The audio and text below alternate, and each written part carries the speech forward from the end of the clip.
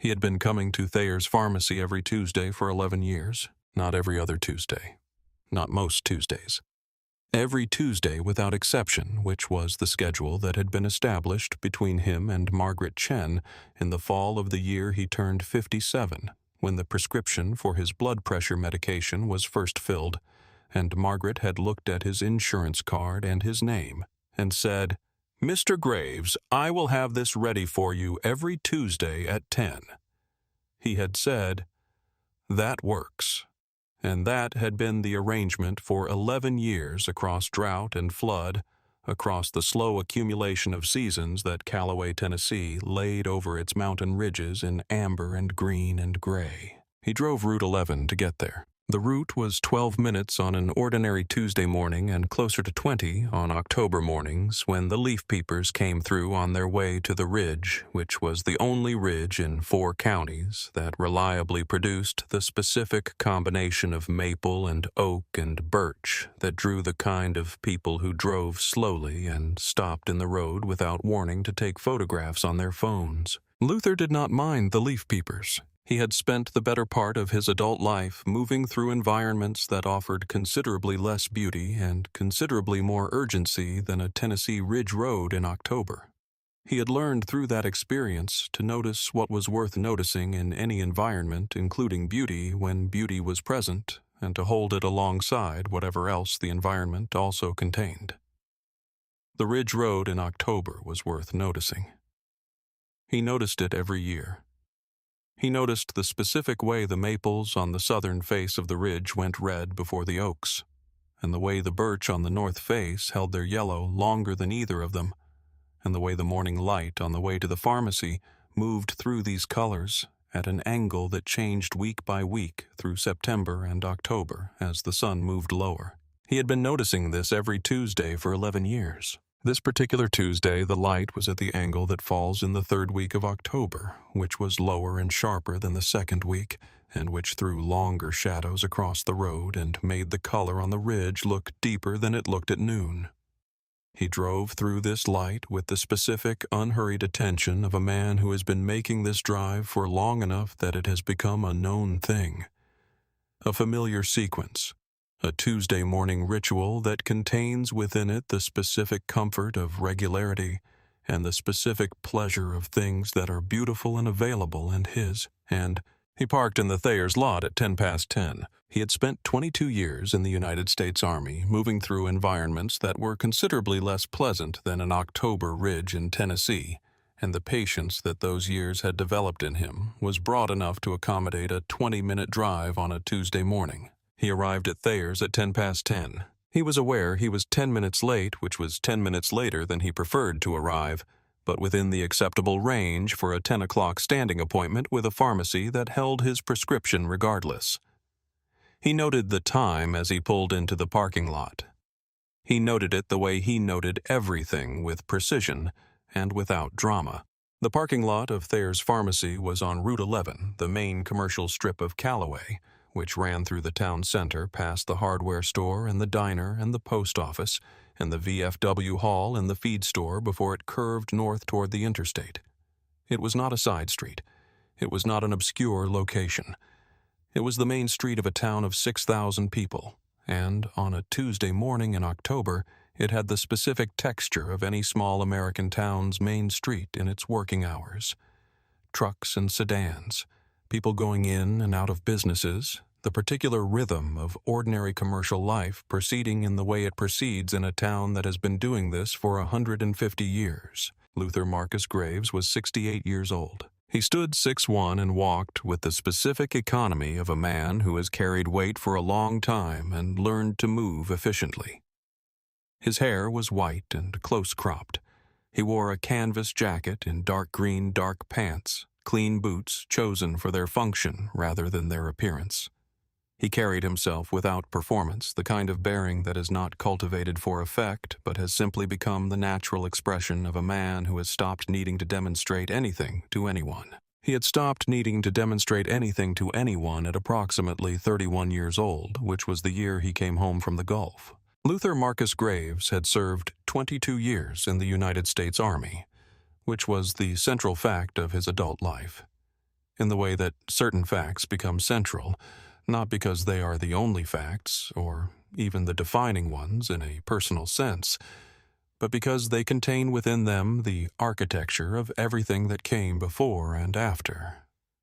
He had enlisted at 18 in 1974, 3 years before he was old enough to understand precisely what he was enlisting in, but with enough clarity to know that he wanted to do something that mattered, and that the Army was the structure within which that could happen. He had been right about both of these things.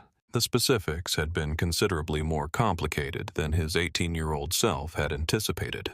Basic training had happened at Fort Benning in the summer of 1974. It was hot in a way that 18-year-old Luther, who had grown up in Tennessee heat, had not fully prepared for, because Tennessee heat is not the same as Fort Benning heat. When you are carrying equipment and running and being told to do things you do not want to do by people who have decided that whether you want to do them is not a relevant consideration. He had learned in those first months the foundational thing that everything afterward was built on, that the gap between what you want to do and what you do is exactly as wide as you allow it to be. He had allowed it to be very narrow. He had allowed it to be very narrow for 22 years. He had gone from private to staff sergeant through the steady accumulation of competence and the specific reputation that competence produces in any hierarchical organization. The reputation of someone who does what they say they will do, who is where they say they will be, who performs what the situation requires without requiring management. This reputation was not built in a single dramatic moment. It was built through the accumulation of small, consistent, unglamorous performances over 2 decades, the kind that no one notices individually, but that add up over time to something that cannot be argued with. His sergeant in Germany, the small, precise man from Georgia, had written in Luther's personnel evaluation in 1982, "Graves operates at the highest standard whether or not anyone is watching. This is the rarest quality in any soldier and the most valuable one." Luther had not read this evaluation for many years, but he remembered what the sergeant had said to him in the field that November when the exercise had gone wrong and 3 junior soldiers were looking at him for direction, and he had provided it. "The quality of your decision in the worst moment is the measure of everything you have built. Do not waste it." He had not wasted it, not in 1982, not in the Gulf in 1991, not on a Route 11 parking lot in a Tennessee October. He had served 2 tours in places whose names he did not discuss in ordinary conversation. He had been in conditions that most people in Calloway, Tennessee could not have imagined, and which he did not invite them to imagine because imagining was not the same as knowing, and the distance between those 2 things was not one he tried to bridge in casual conversation. He had performed actions in the Gulf in January of 1991 that had been recognized with a Silver Star citation. The citation named him specifically. It described what he had done in the formal language of military commendation, which was both precise and restrained, and which captured the surface of the event without capturing the interior of it, which no document in any official language ever can. He did not think about the citation often. It was on the shelf, and the shelf was where it was, and he got up every morning and went to work, and that was the continuation of the same thing. The citation was about the same commitment to doing what needed to be done in the conditions you were actually given, not the conditions you would have preferred. He had been given this particular Tuesday morning. He was going to do what needed to be done with it. The Silver Star sat in a frame on the shelf above his television. His daughter Denise had framed it 20 years ago and put it there, and he had not moved it. Not because of sentiment, though there was sentiment, but because it was on the shelf, and the shelf was where it belonged. He saw it every evening when he watched the news. He did not think about it when he saw it. It was part of the room, the way the window and the door were part of the room, present, fixed, not requiring attention. He had retired from the Army in 1996 as a staff sergeant. He had returned to Calloway because his mother was 72 and his daughter was 16, and both of them needed him to be in the same place they were. He had built a life in Calloway that was quiet and specifically his own. He did handyman work, the kind of careful, precise work that people seek out when they have had a bad experience with work done carelessly, and he had built a reputation in the county for doing it correctly. He maintained his truck and his house with the same methodical attention he had applied to his military career. He attended the VFW meetings on the third Thursday of every month and sat in the back row and listened more than he talked, which was how he had always operated. He was known in Calloway, known at Thayer's, at the hardware store on Birch, at the Saturday morning diner at the VFW Hall on Pine, at the church on 4th Street where his mother had attended for 43 years before she died. He was known as a man who showed up when he said he would show up, who did the work, the way the work was supposed to be done, who did not make noise about what he knew, and did not perform humility about it either, but who carried the full weight of 22 years of service quietly and without ceremony, in the way that only certain men can carry it, not because they lack feeling about it, but because the feeling is located somewhere deeper than performance can reach. He had built this reputation over 28 years of being back in Calloway. He had not built it by telling people about his service record. He had built it through what he did on a daily basis, through the accumulation of small interactions and completed jobs and kept commitments that over 28 years had produced in the collective awareness of Calloway a specific understanding of who Luther Graves was. This understanding was held by the hardware store owner who called him before anyone else when a project came in that needed someone reliable. It was held by the woman at the VFW who made sure his name badge was always at the front of the stack for the monthly meetings. It was held by the pharmacist who had maintained his prescription for 11 years without a single missed Tuesday. It was held by Daniel Okafor, who had played baseball with Luther's grandson, and who had spent 45 minutes one afternoon talking pitching mechanics with a man whose knowledge of mechanics of any kind was considerably deeper than it appeared. That knowledge was going to matter. It would matter in a parking lot in October, and in the hours after, and in the 12 days it took an investigator to write a report, and in every conversation that followed. He pushed open the door of Thayer's pharmacy at 10:10. The bell above the door rang the way it had rung every Tuesday for 11 years. It was a small bell brass mounted above the door frame, and the sound it made was the sound of a door opening in a pharmacy where someone knew your name and had your prescription ready. Luther had never thought about the bell specifically.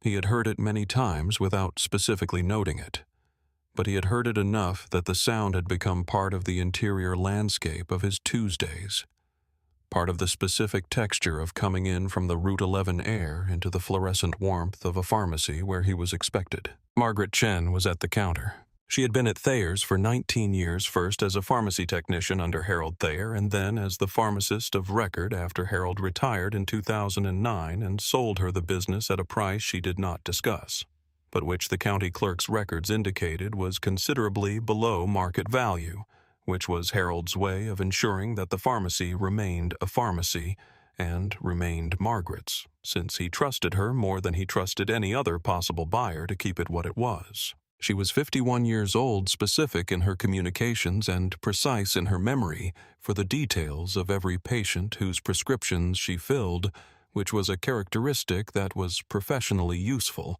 and personally defining. She knew Luther's prescription by name and dosage and refill interval. She knew he arrived on Tuesdays at 10. She knew he drove Route 11. On October mornings, she knew he would be a few minutes late. She had known Luther Graves for 11 years. She knew him the way a pharmacist knows a patient who has been coming in once a week for 11 years, which is differently from how most people know anyone, through the accumulation of small, regular, specific interactions that build not a dramatic narrative, but a thorough and reliable picture. She knew that he preferred the generic version of his medication and did not need to be asked. She knew that he would always refuse a bag if the pharmacy was busy, saying he could carry the box. She knew that he always asked how her kids were doing, and that his question was not a social gesture but an actual inquiry. She knew that he had once stayed an extra 15 minutes on a Tuesday because her technician had been sick and the prescription line was backed up, and he had not complained but had simply waited with the specific patience of someone who understands that other people's difficulties are not a personal inconvenience. She knew who he was. She knew it in a way that had nothing to do with the Silver Star citation, which she had not known about, and which she learned about from Daniel Okafor's comment thread on the community board that evening. She smiled when he came through the door. She said, "Luther, you're a little late." He said, "Leaf-peepers on 11. She said, "Every October." She turned to the prescription shelf behind her, already knowing where his bag was, and placed the white bag on the counter with the efficiency of someone performing a familiar and satisfying task. He reached for his wallet. He did not reach it. The door opened behind him. Not with the bell ring of a regular customer. With the specific energy of a door opened quickly with authority by someone who is not considering the bell. Officer Wade Prentiss was 29 years old and had been on the Calloway Police Department for 16 months.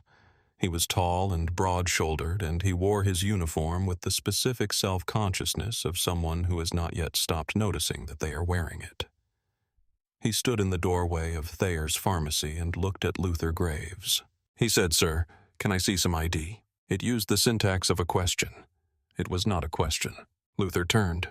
He turned slowly with the deliberateness of a man who does not allow other people's urgency to set the pace of his own responses, and he looked at Officer Prentiss. He looked at him with the specific analytical attention that had been developed over 22 years of training and operations.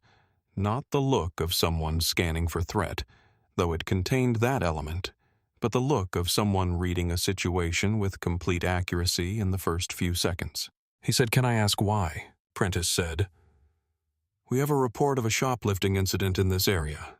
Black male, 60s your height. I need to verify your identity." Luther held the look. He said, "I have been coming to this pharmacy for 11 years. Margaret Chen fills my prescription every Tuesday at 10.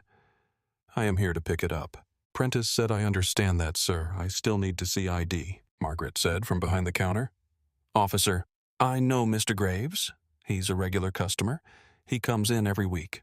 Prentiss said, "Ma'am, I need you to let me handle this." He said it with the tone of a young officer who has practiced that line in his internal rehearsals of authority and who has not yet had enough actual experience to know when the line is appropriate and when it is revealing something other than control. Luther did not look at Margaret. He looked at Prentiss. He looked at him with the full, steady, specific attention of a man who has been making rapid assessments in the opening seconds of new situations since 1974. He took in the age, the posture, the specific quality of confidence Prentiss was projecting, which was the kind of confidence that does not have deep roots yet, that has been planted recently in the soil of a new job and a new uniform and a new authority, that has not yet had to answer for itself in a situation more complicated than a traffic stop. This was different. Prentiss had not identified it as different. Luther had identified it in the first 4 seconds. He reached into his jacket pocket and produced his Tennessee driver's license. He held it out without comment. Prentiss took it. He looked at it with the specific attention of someone performing scrutiny, rather than conducting it the attention that looks like reading but is actually an assertion of the right to make another person wait while you decide what to do next. He produced a notepad. He wrote something down. He held the license. Luther said nothing. He was doing in that moment something that looked from the outside like waiting, but was internally something considerably more active. He was reading the situation. He was reading the age of the man holding his license, the 16 months of experience behind the badge, the specific combination of confidence and uncertainty that characterizes a young officer who has not yet learned to distinguish between authority and the performance of authority. He was reading the pharmacy, the counter, the white prescription bag. He was reading the time on his watch, which was 10:13, and calculating the schedule of the morning against the duration of the probable delay. He was also aware, and this was the thing that required the most discipline to hold, without allowing it to change his behavior, of the specific weight this moment carried for a man of his particular history and particular appearance in a parking lot in a small American town in the 21st century. He had been in this situation before, not precisely this situation, but the class of situation it belonged to, and he knew what the costs of various responses were. He knew that the cost of handling it incorrectly was not the cost to his feelings or his dignity, which were more durable than the situation deserved, but the cost to the practical outcome of the next hour, the next day, the formal record of the interaction. He had handled worse things correctly. He would handle this correctly. Prentiss said, "Sir, I'm going to need you to step outside with me." Luther looked at him. He said, "I am here to pick up a prescription." Prentiss said, "I understand that, but I need you to step outside while I verify some information." Margaret said, "Officer, he is a regular customer. He has not done anything wrong." Prentiss said, "Ma'am, just the word that ends the conversation by refusing to continue it." Luther thought about his sergeant in Germany, 1979, during a training exercise that had not proceeded as planned. The sergeant had been a small, economical man from rural Georgia who had 20 years of service and the specific gravity that 20 years produces. He had said, "The situation you are currently in is rarely the situation that actually matters. The one that matters is the one you are building toward with every decision you make right now. Build carefully." Luther had thought about this at various points over the subsequent 40 years. He thought about it now. He said, "All right." He said it quietly, precisely, without effect. He said it with the full knowledge of what it meant to say it, and to walk out that door, and to allow himself to be moved from a pharmacy where he had 11 years of Tuesday mornings and a white prescription bag on the counter. He walked to the door. Margaret watched him go. Her expression did not show distress. It showed something sharper and more useful, the calculation of a woman who is already deciding what she is going to do next. He stepped into the October air. The trees on the ridge above Calloway were in their full autumn color, which was the specific spectacular color of a Tennessee October amber and deep red, and the bright yellow of the birch, all of it visible from the Route 11 parking lot in the mid-morning light. Luther noticed it the way he noticed things that were present and worth noticing even in moments that were not pleasant. He stood in the parking lot. Prentiss said, "I'm going to need you to wait here while I run your information." Then he said, "Put your hands behind your back." Luther looked at him. He said, "I'm sorry." Prentiss said, "I have a report of a shoplifting incident, and I need to detain you while I verify your information. Hands behind your back." Luther was 68 years old. He had served 22 years. He had a silver star. He had a prescription on the counter inside the pharmacy. He had a driver's license in the hand of a 29-year-old officer who had been on the force for 16 months, and who was looking at him with the specific expression of someone who has committed to a position and has not yet found the exit from it. He considered. He considered in the specific, rapid, complete way he had been taught to consider when the situation was moving faster than comfort, and when the available options all had costs. He considered the option of refusing and what refusing would produce. He considered the option of asking for a supervisor and what that would produce and how long it would take. He considered the option of calling Denise, whose number was on his phone, and what she would advise if he called her, which he knew with reasonable confidence. He considered all of these things in approximately 4 seconds. Then he made a decision. He put his hands behind his back. He put them behind his back because the decision he had made was the correct one, not the comfortable one or the fair one, or the one that he deserved to have as an option, but the one that preserved the record of the morning most accurately and built toward the correct resolution most efficiently. He had been in enough situations to know the difference between those two things. The handcuffs closed. The sound they made was the specific mechanical sound of a ratchet clicking through its increments, a sound that is simple and physical, and that carries in its simplicity a weight that is not simple at all. Luther heard it. He noted it. He held himself very still. Prentiss said, "Sit down on the curb." He sat. He sat on the concrete curb of the parking lot of Thayer's Pharmacy on Route 11 in Calloway, Tennessee, in handcuffs on an October Tuesday morning, in full view of a main commercial street in a town where he had lived for 28 years. He sat with his back straight. This was not a performance. It was not an act of defiance, not an assertion of dignity designed for an audience. It was simply the posture of a man who holds himself correctly because he has always held himself correctly and does not adjust this because of where he is sitting. His back was straight. His head was level. His eyes were forward.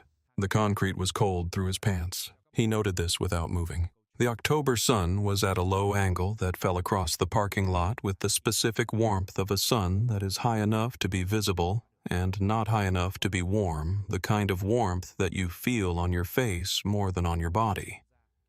The ridge above the town was full of color. He could see it from the curb. He could see the hardware store across the street and the diner 3 buildings down, and the post office at the corner, and the thin traffic of a Tuesday mid-morning on a small American Main Street proceeding in its ordinary rhythm. The ordinary rhythm did not pause for what was happening on the curb. It continued. He sat within it. He thought about what it meant to be seen. He had been seen in many configurations in his life in uniform with medals, at a Veterans Day ceremony in work clothes, on a job site in civilian clothes at his daughter's graduation, at his mother's funeral at the VFW in the plastic chairs on the 3rd Thursday. Every configuration produced a particular kind of visibility, a particular set of assumptions in the minds of the people looking. He had spent 68 years understanding the relationship between how a man is seen and what people believe they are seeing, and he had spent 68 years being entirely clear about the difference between what they believed they were seeing and what was actually there. He was clear about it now. What they were seeing was a black man in a canvas jacket sitting in handcuffs on a curb in a parking lot, with a police officer standing nearby. What was actually there was considerably more than that. He let the distance between those two things exist without needing to close it. He had learned that the closing of that gap was not his work to do in real time, in the moment of maximum visibility and minimum context. That work happened later through documentation, through process, through the systematic accumulation of the truth in a form that could not be disputed. He was doing the preliminary work right now. He was sitting correctly. He was noting everything. He was building the record with every minute that passed and every choice he made within that minute. The street was visible from the curb. Traffic moved on Route 11. Pedestrians came and went from the businesses.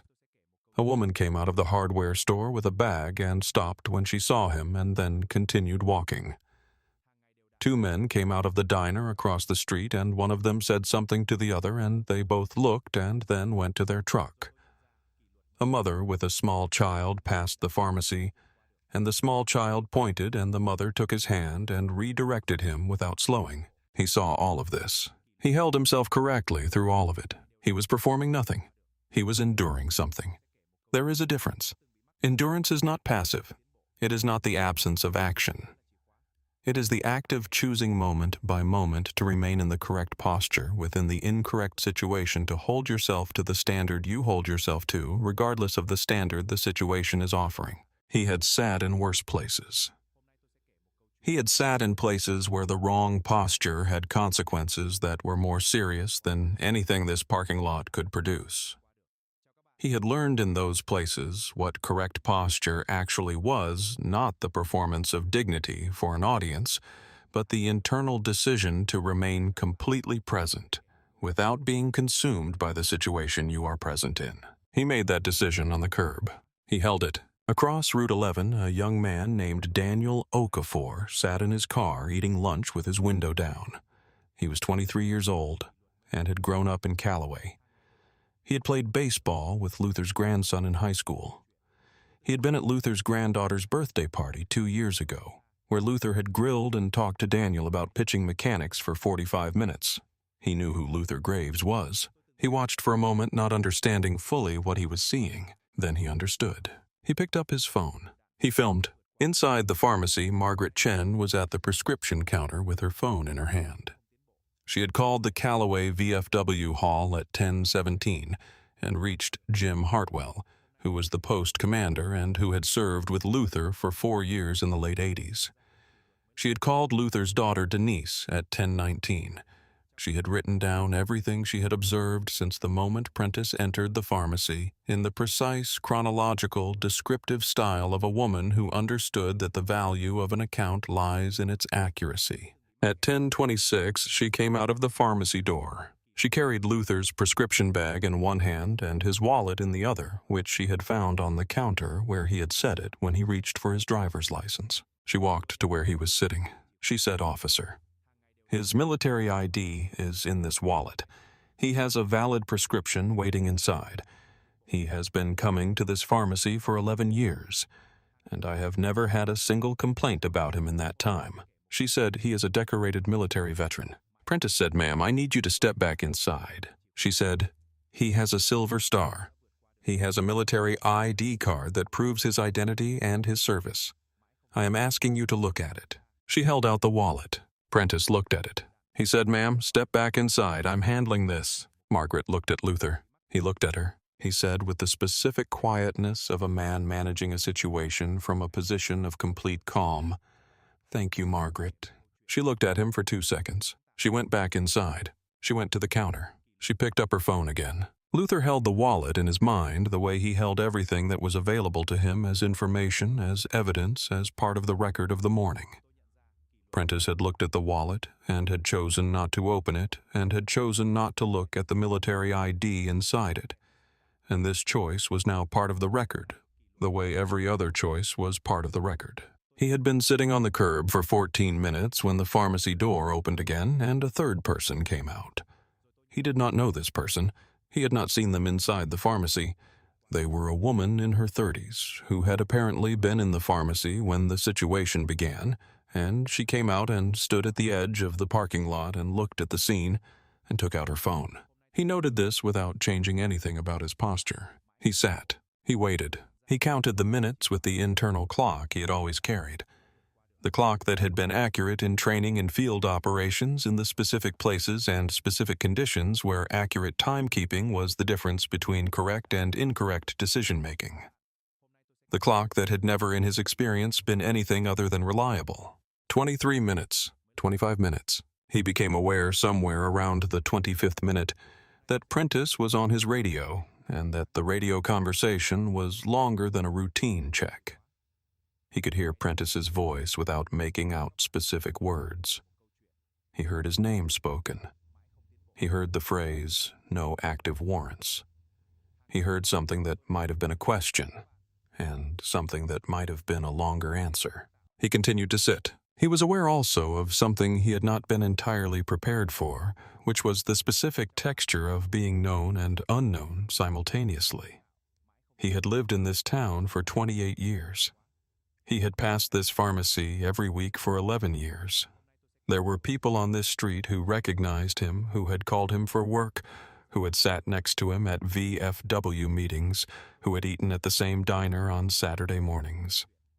And at this moment, sitting on this curb in handcuffs, he was invisible to some of them in the precise way that a person becomes invisible when the situation they are in defines them more completely than anything else about them. He did not take this personally. He had grown up in America. He understood the specific mechanism by which a situation can override a face, a history, a name. He understood it not as an abstraction, not as a social concept he had read about, but as a lived, physical texture and temperature fact of a life like his. He had lived with this understanding since childhood, had navigated it through his Army years, and his 28 years back in Calloway had developed in response to it the specific internal architecture of a man who does not allow the mechanism to determine what he is, only how he is seen in the specific moment when the mechanism is operating. He sat. He was entirely himself on that curb. He was entirely himself through all 28 minutes of it. He continued to sit. He did not ask questions because he had asked the questions available to him and had provided the documentation available to him, and the documentation had been declined, and there was nothing more to add on his side of the equation. The equation was going to resolve itself through the process already in motion, which was a process he could feel but could not see from his position on the curb. What he could not see Daniel Okafor posting the video at 10:47 from the driver's seat of his car across the street. Daniel had filmed for 4 minutes and 11 seconds. He had watched an elderly black man sit on a parking lot curb in handcuffs, while an officer stood over him and a pharmacist came out with a wallet and was told to go back inside. He had filmed it because he knew who the man on the curb was, and because knowing who the man on the curb was made the scene in front of him produce a specific feeling that he did not have the language for at first, but which, as he held the phone steady and kept filming, resolved itself into something clearer. The feeling of witnessing something that should not be witnessed without being recorded.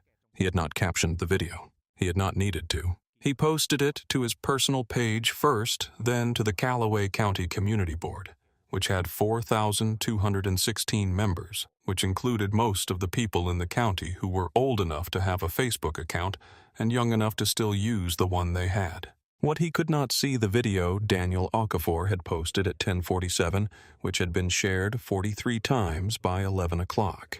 What he could not see the comment at 11:04 that identified him by name and described his service. What he could not see the link posted at 11:17 to the Veterans Day newspaper article from 2009, which contained the photograph of him in dress uniform, which contained the mention of the Silver Star citation which named him specifically. What he could not see the numbers climbing.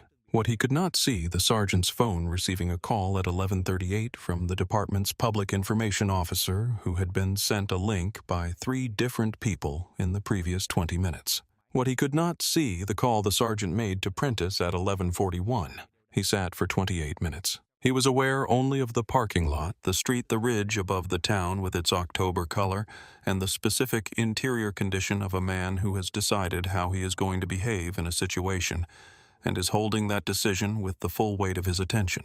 At 11:41, Prentiss's radio made a sound. Prentiss answered it. Luther heard one side of the conversation. He heard, "Yes, sir."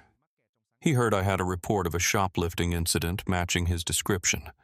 He heard a pause that was longer than the previous pauses. He heard, "Yes, sir." He heard understood.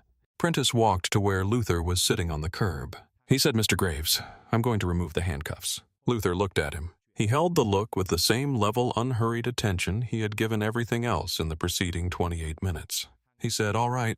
The handcuffs came off. Luther stood. He stood without assistance, without using the curb for leverage, without asking for help all the way up to his full height, straight with the specific economy of movement of a man who knows what his body can do and who does what it can do without commentary. He stood on the Route 11 parking lot in the October morning, and he looked at Officer Wade Prentiss. Prentiss was having difficulty with his expression. Not the kind of difficulty that produces visible distress, but the specific difficulty of a person who has done something they cannot undo, and who is discovering in the immediate aftermath the specific texture of that undoability. His jaw was set. His eyes were not quite meeting Luther's. He said, "There was a report of a shoplifting incident in the area. You matched the general description. I was following procedure." Luther said, "Is there anything else you need from me?" Prentiss looked at him. He had nothing to say. There was nothing in his 16 months on the force. Nothing in the training at the academy. Nothing in the specific preparation that had gotten him from civilian to officer in Calloway, Tennessee, that had given him the language for this specific moment, the moment after a mistake that has been witnessed and recorded and is already traveling through the county's information networks while you are still in the parking lot, where you made it the moment when the man you have detained is standing at his full height in front of you, composed, clear-eyed, entirely unhurried, asking you with genuine courtesy whether there is anything else he can do for you.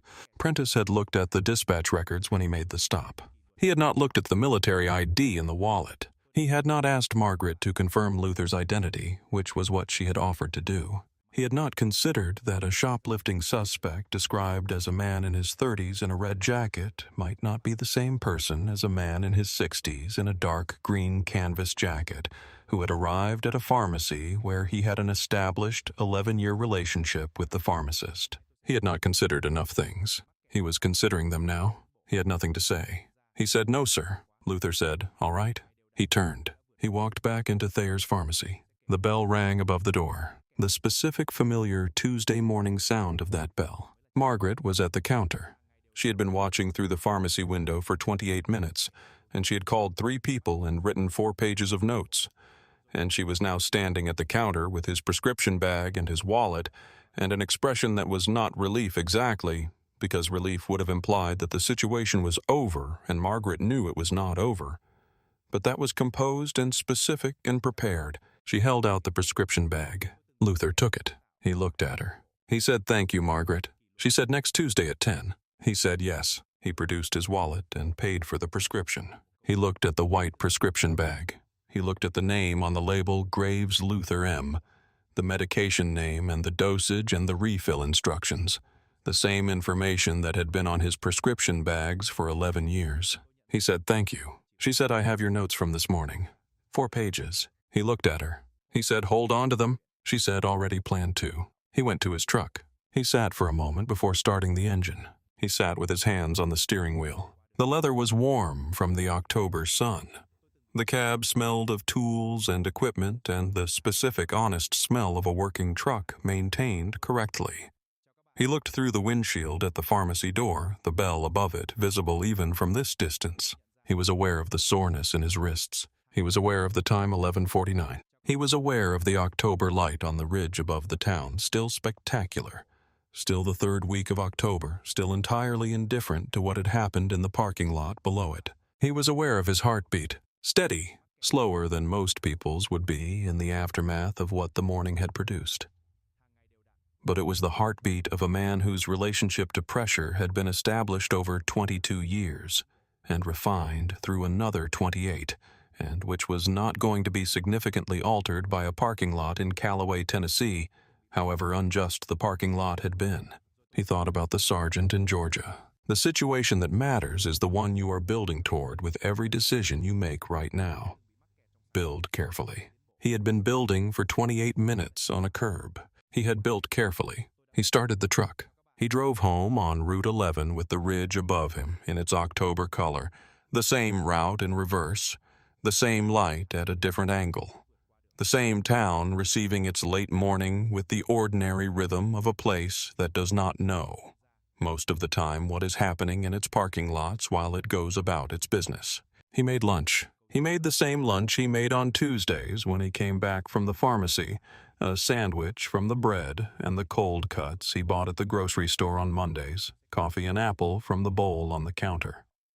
He ate it at the kitchen table and looked out the window at the yard, which needed its fall cleanup, but not today. He did the work he had scheduled for the afternoon, which was replacing a section of gutter on a house on 4th Street, work he had committed to and work that needed to be done. He arrived at the house at 1:30. He assessed the gutter, identified the damaged section, replaced it with the correct material, tested the drainage, cleaned up. He was done at 3:45. He collected his tools and came home. He noted when he got home that his phone had several missed calls. His daughter Denise twice, Jim Hartwell from the VFW 3 times. A number he did not recognize, which turned out to be a reporter from the Calloway Gazette. He called Denise first. She was an attorney, and she handled the conversation the way she handled everything, with precision-specific questions and the particular tone of voice she used when she was taking notes while talking.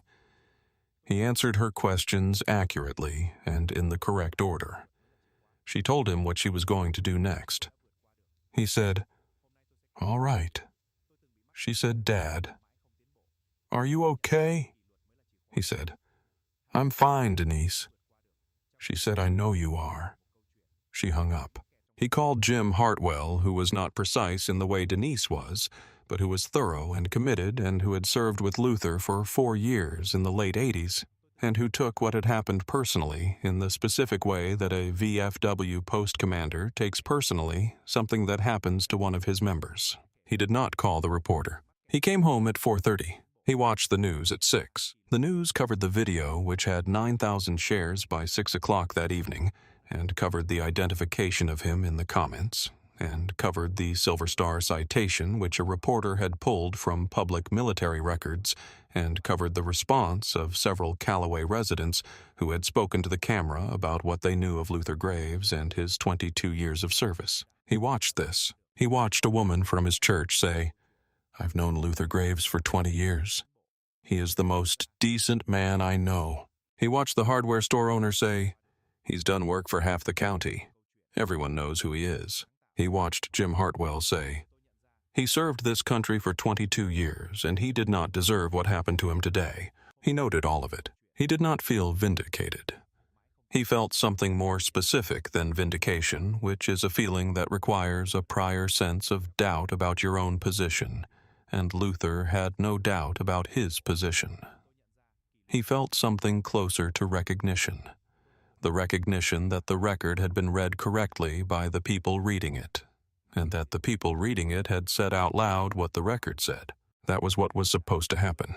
He turned off the television at 8:30 and went to bed at 9:30, which was when he always went to bed on Tuesday nights.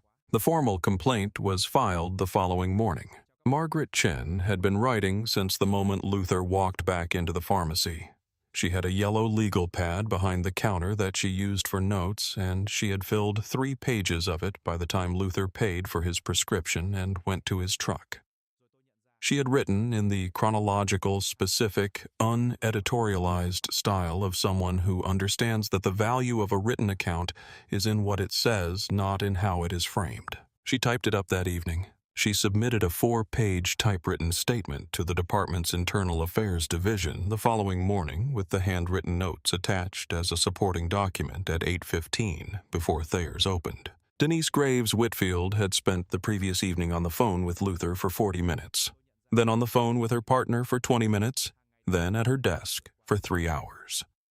She filed the formal complaint on her father's behalf at 9 o'clock the following morning, citing unauthorized detention without sufficient cause, improper use of arrest authority, and failure to consider available identification documentation. The complaint was specific, accurately cited the relevant Tennessee Code sections, and attached Daniel Okafor's video as supporting evidence. Daniel Okafor had not expected what happened to his video. He had posted it and gone back to his lunch.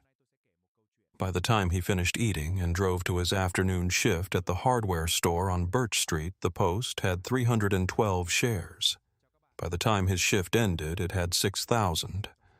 He checked his phone in the parking lot of the hardware store and sat in his car for a while, scrolling through the comments, reading the names of people he recognized from Calloway, talking about a man he knew in terms that surprised him with their precision, their emotion, and their anger. He had not posted it to cause something. He had posted it because not posting it had seemed like a worse choice. He was 23 years old, and he understood in the specific way a 23-year-old understands something that he has known intellectually his whole life, but has not previously felt in his hands with this weight that the recording of something and the not recording of something are not neutral choices. The investigator assigned to the case reviewed the dispatch records first. The shoplifting report that Prentiss had cited had been called in at 9:53, regarding a suspect described as a black male in his 30s wearing a red jacket.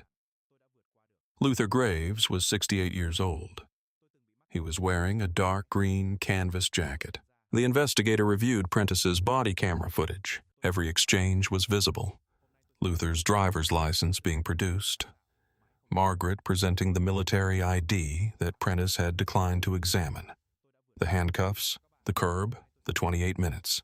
The investigator reviewed Daniel Okafor's video, which by the time of her review had been shared 22,000 times and had been covered by 5 news outlets, including one national one. She completed her report in 12 days. The findings: unauthorized detention without sufficient cause, improper use of detainment authority, failure to follow proper verification procedure.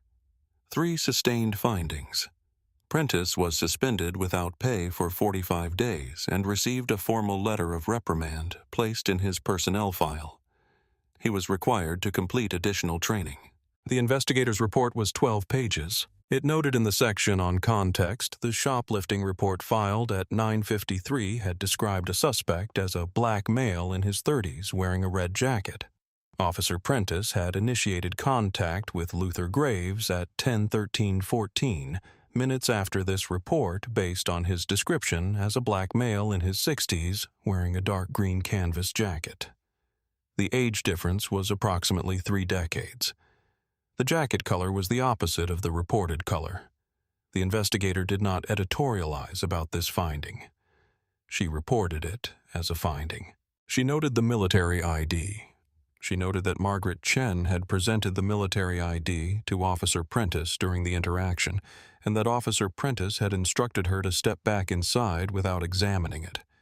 She noted this as a failure to follow proper verification procedure. She noted the 28 minutes, 3 sustained findings: unauthorized detention without sufficient cause, improper use of detainment authority, failure to follow proper identification verification procedure. The VFW Post issued a formal statement expressing their support for Luther Graves and their expectation that the department would take appropriate action. The mayor of Calloway issued a statement expressing regret on behalf of the city. Jim Hartwell called Luther on the morning the suspension was announced and said, "The Post wants to know if you want us to do anything else." Luther said, "You've done what needed to be done." Jim said, "You sure?" Luther said, "Yes." Jim was quiet for a moment. He said, "24 years I've known you." He said it the way a man says something that does not require a response. Luther said, "I know it." They hung up. Luther Graves did not issue a statement. He did not have one to issue. He had answered the questions the investigator asked. He had provided the documentation his daughter requested. He had allowed the process to proceed through the channels that the process was designed to proceed through, with the full confidence of a man who understands that documentation is more durable than statements, and that what is recorded is more reliable than what is said, and that the difference between these two things is exactly what the morning had been about, from the moment he produced his driver's license in the doorway of Thayer's pharmacy. He went to the pharmacy the following Tuesday at 10 o'clock, not 10:05, not 9:58. 10 o'clock, which was the arrangement, and the arrangement between him and Margaret Chen had not changed because of what had happened the previous Tuesday, because the arrangement was what it was, and what it was correct, and the correctness of it did not depend on what a parking lot had produced. He drove Route 11. The leaf-peepers had thinned. The ridge was past its peak, moving from the full color of the third week into the stripped structural beauty of early November, when the remaining leaves were the ones that held on longest, and the exposed branches showed the shape of the trees clearly. Luther noticed this. He noticed it with the same attention he had given the full October color the week before. Both were worth noticing. The ridge was worth noticing in every configuration. He made it in 12 minutes. He parked in the same lot. He looked at the curb where he had sat for 28 minutes. He looked at it for 3 seconds. Then he got out of the truck. He walked to the pharmacy door. The bell rang above the door. Margaret looked up from the counter. She said, "You're not late." He said leaf-peepers must have cleared out. She smiled. She turned and retrieved his prescription bag from the shelf where it was waiting in the same position she kept it every Tuesday, in the specific place on the shelf that had been his for 11 years. She set it on the counter. He looked at it. He looked at the name on the label, Graves Luther M. He paid for the prescription. He said, "See you next week." She said yes. He went to his truck.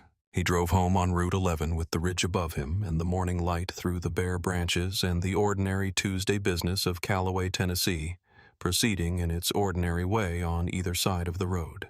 He went home. He went to work in the afternoon. He came home at 4:30. He watched the news. He went to bed at 9:30. That evening he watched the news, which covered the suspension of Officer Prentiss, and he noted what it said, and then he turned off the television.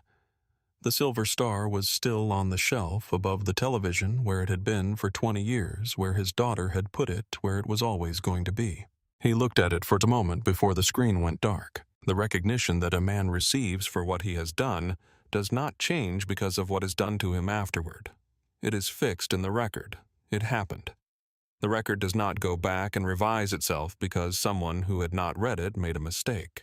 He had carried a silver star for 33 years. He had sat on a curb for 28 minutes. Both of these things were true. He was entirely comfortable with both of them being true simultaneously because the truth of either one did not require the other to be untrue, and the accumulation of both over a life lived in full consciousness of the weight of both was what it meant to be Luther Marcus Graves. He went to bed at 9:30. He read for 20 minutes a history of the Korean War that he had been working through for 6 weeks, which he read in the same methodical way he did everything from the beginning without skipping. Before he turned off the light, he sat on the edge of the bed and looked at the room.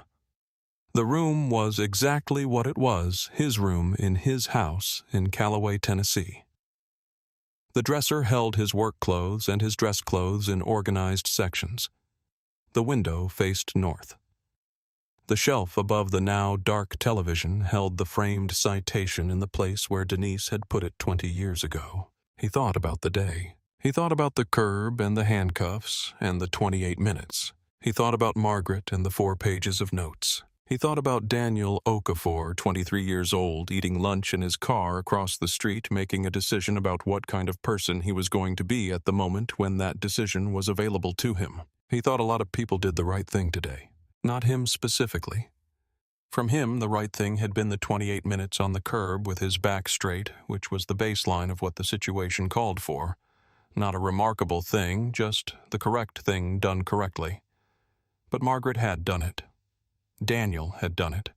Denise had done it at 9 o'clock that morning with a formal complaint and 3 attached exhibits. He turned off the light. He had work on Wednesday morning. Wednesday morning came the way Wednesday mornings always came, with the specific, ordinary, irreplaceable quality of a morning after a night of good sleep, in a house that belongs to you, in a town where you have lived for 28 years, in a life that you have built correctly and maintained correctly, and that continues to be what it is, regardless of what any particular Tuesday morning produces. He got up at 5:45. He made coffee. He checked his work schedule for the day, which was written in the same notebook he had been using for work scheduling for 11 years, spiral-bound, blue cover, 1 page per day. He went to work. The gutter on the house on 4th Street needed a second inspection, and he gave it one, and it was fine. He also had a deck railing to assess on Maple and a window seal to replace on 2nd Street. He assessed the railing, which needed 2 posts replaced, and wrote the estimate in his notebook, and moved to the window seal, which was straightforward and took 40 minutes. He moved to the next job. What a man does with pressure reveals who he is. He had known who he was since 1996. Tuesday morning in a Route 11 parking lot had not changed that. It had simply given Calloway, Tennessee, another opportunity to find out. Subscribe our channel to hear the stories that almost disappear. The ones that mattered and were witnessed and deserve to be told completely.